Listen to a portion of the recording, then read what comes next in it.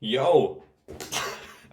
This is the first episode of a future classic format. It's the Trap House Classics Volume 1 because I'm at my parents' house. And yeah, um, it's gonna be an uncut video. I'm gonna explain a little bit what I did on this beat. Um, it might be all over the place because usually I'm not good at one taking stuff like that, but I'm gonna do my best. Okay, so what I did here is a West Coast type beat with new jazz elements. Um, yeah, it's basically a West Coast X new jazz type beat. We did that a lot when I started the channel. So let's not beat around the bush and let's start doing this. God damn. Okay. Let's look at the first layer, okay?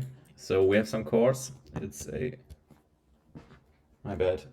Is is it normal that when you have your phone near your headphone cable that it starts doing all kinds of noises? I don't know, man. Okay, so let's listen to this.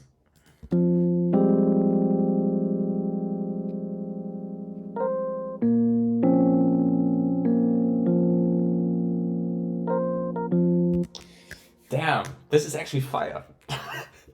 I made this beat like an hour ago. It took me 3 hours because, as you see, um, uh, right down there, I'm on a MacBook right now. I bought this thing so that when I'm here at my parents' house, I can still do like music and shit.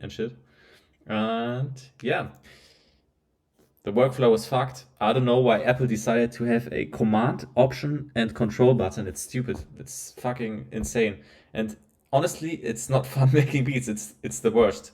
There's nothing worse than making beats on this thing, but I think I'm gonna get used to it.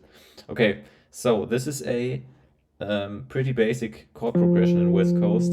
So we have the fucking one, yeah. It's basically a minor ninth chord, but so that's the minor ninth chord, but we delete this one and pitch this one down an octave, and that's the most basic West Coast chord there is. And then you take that, pitch it up by 5.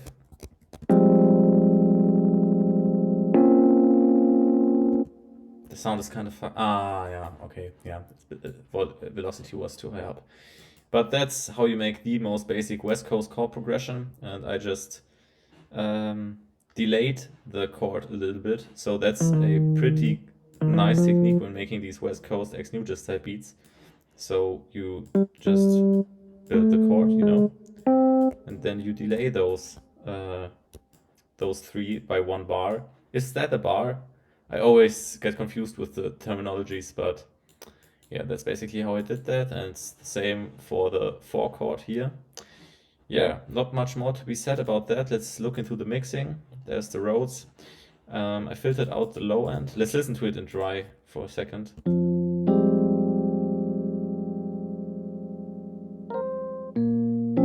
Pretty nice, but a little bit muddy, so I filtered out the low end.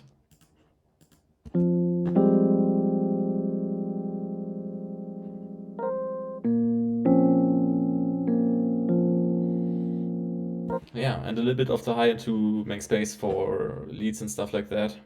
I widened it a little bit with the Ozone Imager free plugin, by the way. Go get it.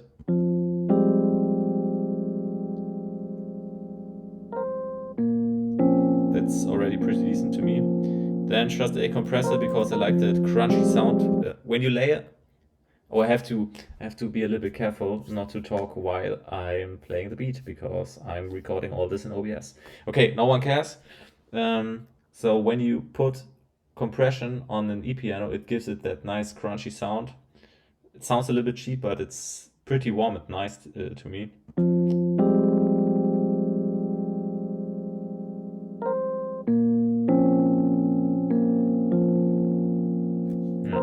I'm gonna turn it on and off a little bit.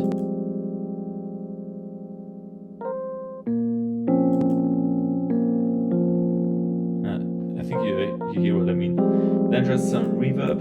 It's the black hole reverb. I'm still talking while I'm playing.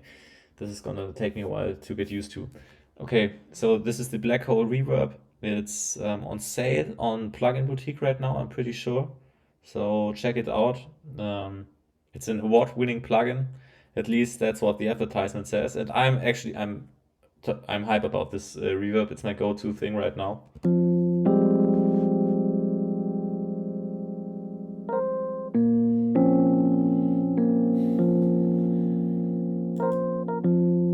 Okay. Yeah, I think there's not much more to be said about this. We're just gonna go to the next layer. This is the Psycho Roads, and you see these notes up here. I'm gonna highlight them real quick. I basically pasted them into, what buttons do I have to press? Okay, into this Psycho Roads, and it sounds like this on its own.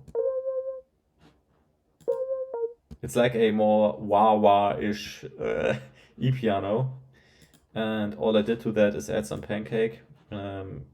It goes very fast, so if I pull it up all the way, it's basically to 1/8 beat. I set it to 1/8 beat.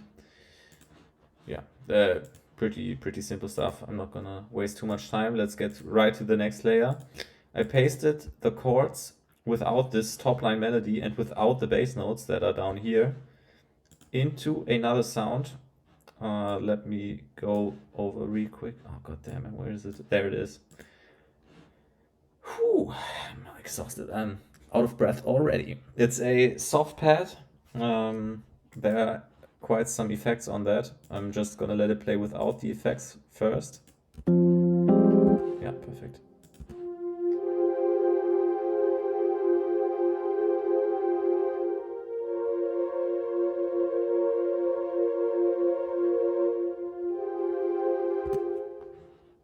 Pretty decent if you ask me. But it was a little bit boring to me, so I put halftime on that. No, just a basic halftime. And then I filtered it. So because of halftime, it's pretty muddy. Damn.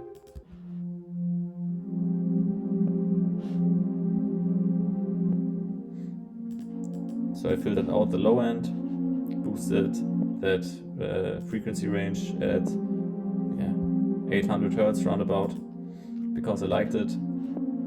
Yeah. Also, not much needed. Let's go to the next layer. Here's where it gets interesting. We have the lead sounds. I struggled for about 1 hour on this, but it turned out pretty fire to me. So without any further ado,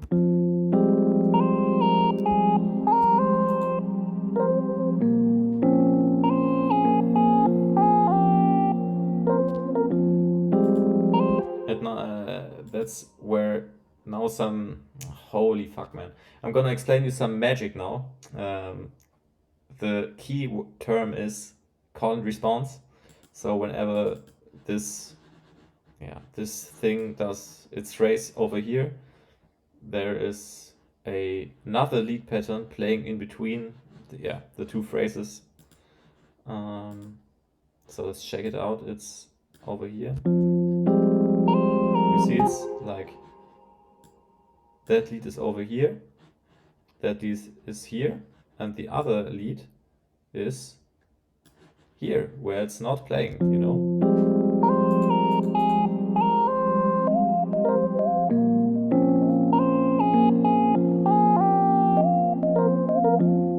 Yeah, we kind of cooked. Yeah, there's some effects we need to talk about, but first let's check out the presets that I used so that you can, if you like the presets, you can use them yourself. It's a cute box lead, and this one is from Purity. It's just the simple sine lead. You can rebuild that lead within every other VST. Basically, it's just a sine wave, and then you want to look for some setting where it says portamento or glide or something like that, and then you can pull that up, and you can use it exactly as I used it here. Yeah. I don't know, if you're not using leads too much in West Coast beats or in general, like delaying your notes a little bit, or like, no, let me show you because I can't explain it really. You could play it like this, okay? That's the same pattern basically. But that's boring, you know? So you can layer another note below that. I usually do it like exactly as you see here. I put another note, a semitone below that tone, and then it glides up and it's more interesting.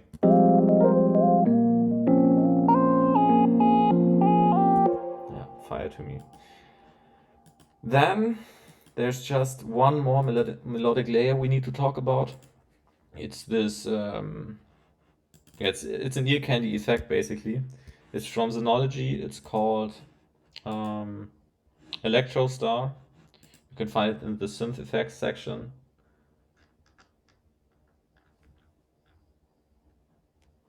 Here, there it is. Effects, synth effects. And then you can click on Electro Star. Yeah. It's just for giving the entire melody a little bit more depth. It's, yeah, supposed to catch your ear. Why the fuck were the people at Apple, why did they think it's a good idea to make it go down when you scroll up? It's stupid to me. Okay, I'm on a rant here. I should stop. Okay, let's listen to this layer.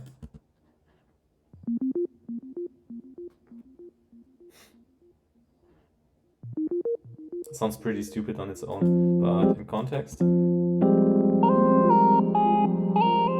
You see how much more depth there is now?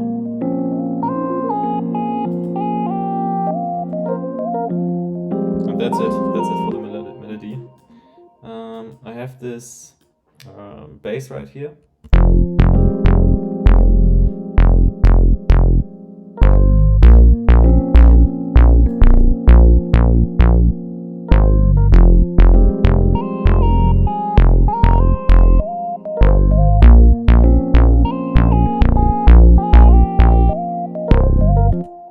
It seems a little bit loud to me, but it's not the exact mix that I used for the final beat. Yeah, FL Studio crashed and I had to readjust everything a little bit, but doesn't matter, honestly. The bass is from a bank made by Infinite. What's happening? Okay. It's the lead bass from Summer Nights 2. I would not recommend buying it because I think there's a newer. Actually, you could still buy it, but I just want to let you know that there's a newer preset bank made by Infinite, Summer Nights 3. I don't have it. Might want to check it out first before thinking about buying this one. Yeah, pretty fire bass. Did nothing to it basically. I just left it as it is. I forgot to talk about some effects. So yeah, this is what I meant.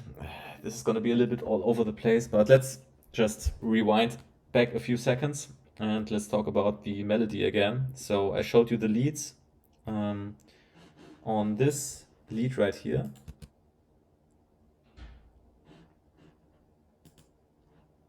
On this one. We've got some phaser, compression and reverb. The compression is not that important. I'm just gonna explain really quick why I used it. So when we use the phaser, let's listen to it dry first.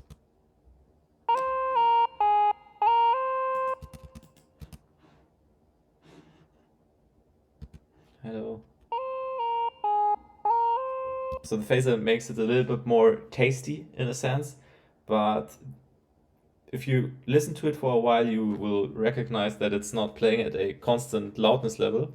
So I used a compressor to, yeah, basically compress the signal a little bit so it plays at a constant volume throughout the entire loop. And then just some reverb. Yeah, not much needed to be said here. We talked about the pad. We talked about this one. Ich muss leider mal schauen. Ist das jetzt von mir? Nee, ich muss leider nach dem Ding schauen. Am Radio? Aber Licht. So, that's my times. Okay, now I said that the Trap House Classics are gonna be uncut videos, but I had to edit this out. My brother needed some stuff from me. Okay, but no one cares. So let's continue. We talked about the lead, right? Okay, next lead. Yeah, let's talk about this lead next. It's just some delay.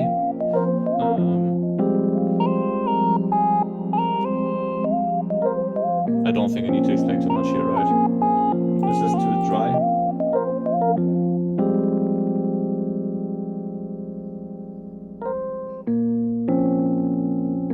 Why is it not playing anymore, huh?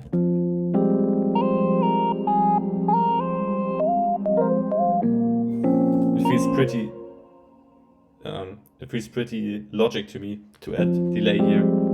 It's just came there. It just came to me naturally, you know. It just sounds like it needs delay, in my opinion. Yeah, and then there's the earcandy thing. I just edited out, man. I just cut out some low frequencies, as I do with all my melodies basically. And I cut out some of the highs. Let's listen to it dry. I wanted it to be more on the back, so I cut out a lot of the high end as well. And some delay here. I used the dark knob, so that when the dry signal... Why do I talk while I'm playing the beat? So stupid. Okay, so I use the dark knob because what that does basically is when the dry signal comes through the delay, the wet signal that comes out will get pushed down, so the delay will not overlap with the dry signal as much. That's my explanation for that, and I can't do it better, so you will have to be happy with what I said right now. Okay. And then I just added some reverb to push it even further into the back. Yeah. Insert 7 contains nothing, so now we can finally talk about the bass, which has no effects. Let's go to the playlist actually.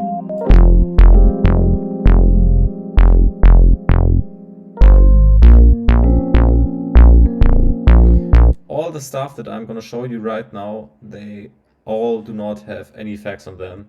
So for drums, 808s, for drums and 808s, I basically never add effects because they are already mixed properly. I don't need to do too much to them. I think for a basic producer who does not care too much about being a engineer or stuff like that, you only need to be somewhat capable of mixing your melodies, because that's where you can be very creative and it kind of adds to your skill set as a producer. You know what I'm saying, basically? I hope you can follow me. And it's also important because when you have all that low end in your melodies, it will rumble it will create some rumbling with the bass and the kick and stuff like that. And that's where it sounds unprofessional. So I don't think you need to know much more than melody mixing. But that's just my opinion. Don't just go off what anybody says on the internet. Yeah. Then I added some kick. I always liked that. I added a kick to play along with the bass. Oh, you can't hear it. I can hear it as well.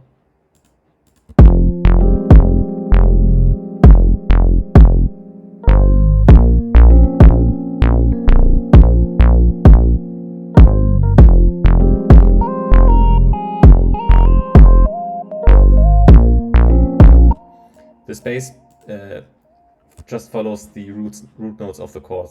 I forgot to say that. So it's the 1, then the 4, 1, 4, basic stuff, and then just some notes in between to keep it interesting. And in some presets you can slide the bass, so it's not like that. It's like that. Sometimes I like it. It's little stuff like that that makes your beats more interesting. Okay, I showed you the kick, right? So if you want, I'm just gonna say that last thing about the bass. If you want a bass like that, but you don't want to pay for another plugin because you already have stuff, then you should look for like synth basses, or to be more specific, like acid basses or Detroit basses. They are in a lot of free drum kits. You can find them in You should find a bass like that in other plugins. I can't give you any tips on free ones right now, but just keep your eyes open. You will find something. They're everywhere. Okay. So I talked about the kick. I just added a kick. Let's look at the pattern.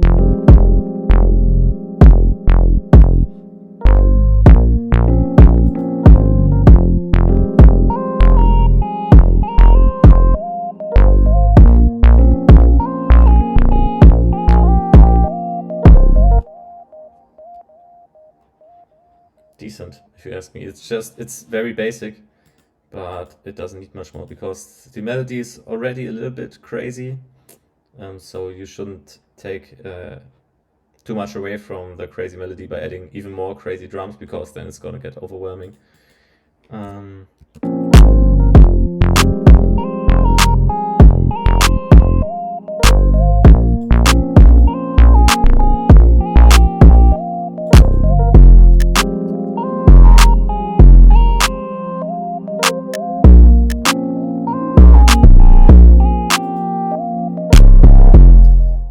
I don't know what I should say about that. I'm just gonna let it play. I'm gonna show you what I did, and you can see it on the screen.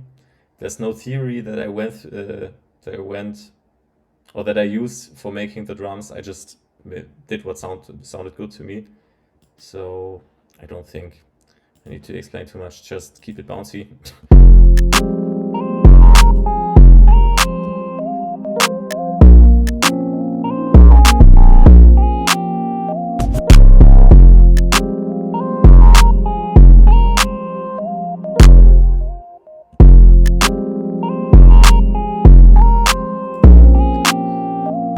Sorry, I just had to check how long the video is already.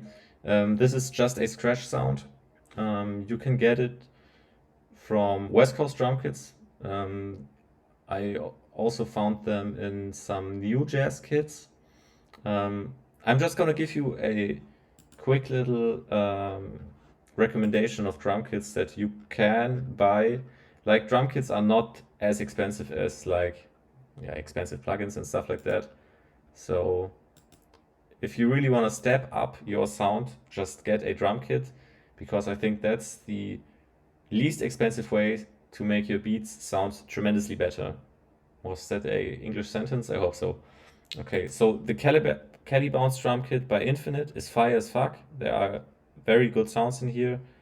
Yeah, and it's Infinite often has sales in his shop, so keep your eyes open. Yeah, I'm gonna talk specifically about West Coast drum kits. The E-Twizzle drum kit, also by Infinite, is also very fire. I have to say though that I have not yet bought a West Coast kit outside of the Infinite universe. So there might be other fire kits out there, but I can wholeheartedly recommend the Infinite kits. Yeah, so there's that. And in there are some scratch sounds. Okay, let's continue.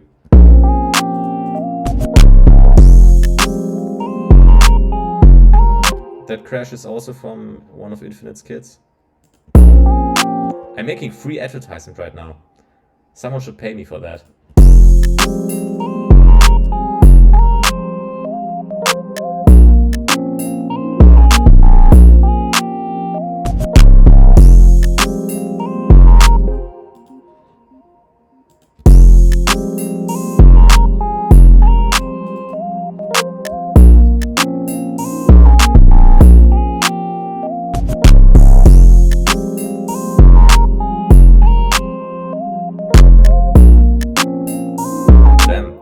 Is fire. Okay. Here's something we need to talk about though. If you are not that deep in, or if you don't have that much knowledge about West Coast type beats, you might be tempted to just make a two-step hi-hat pattern and call it a day. But actually, in West Coast type beats, the hi-hats are not as fast. You know, they are more. You basically make it so it's fill each 4 steps. Just listen to it.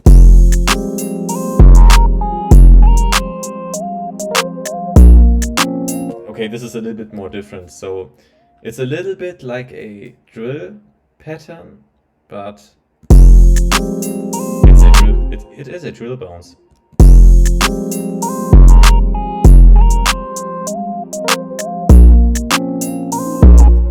So you don't go like this. I'm just gonna put it down here. I made it so it basically follows this 3-count rhythm, you know, like West Coast relies on this bounce, and yeah, I just did it to the hi-hats as well. You can be a little bit more experimental with your hi-hats, because sometimes you can go like just fill each 2 steps, but you know, it sounded boring to me. And actually in West Coast type beats,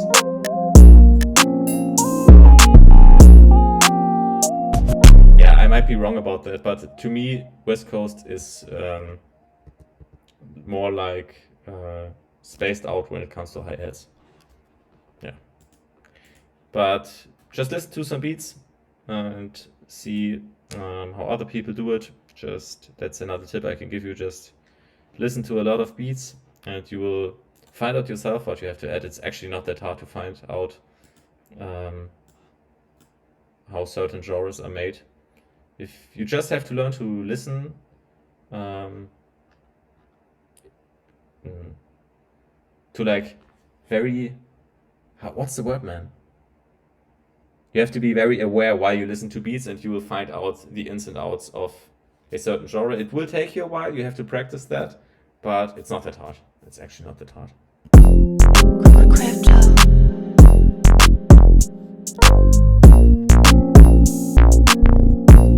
I like to add 1 or 2 risers in my beats to make the transitions a little bit smoother.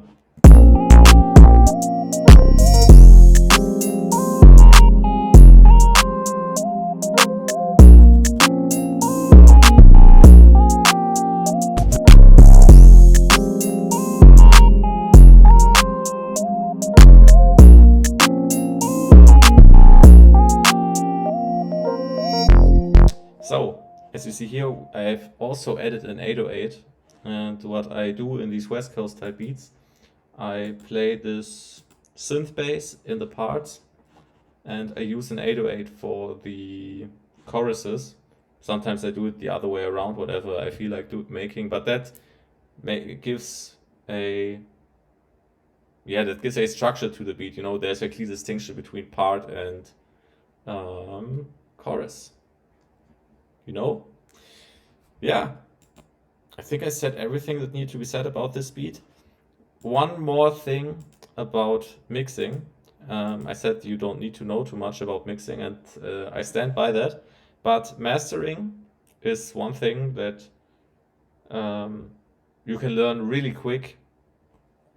Not like real mastering, but like mastering for beats. It's actually very simple. Either you put nothing on the master, or you go fruity parametric EQ. You can use this knob to boost the low end, and this one to boost the high end. But what's actually the most important knob on this plugin is the out knob here. That's just how loud the sound, that's just where you set the loudness of the signal after it went through this effect. Because with this knob, we push the entire signal into this soft clipper and give the beat this nice crunch. You know what I mean? So let me play it without any effects. It sounds kind of weak, especially in the parts where the 808 is not playing. So let me put it back like this. It still sounds weak, but if we push it up there,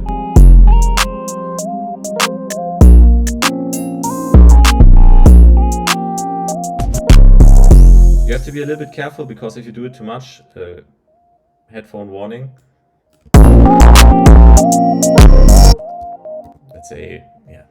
I overdid it right now, but you know what I'm saying. It's like it's getting too much if you do it too much. Yeah.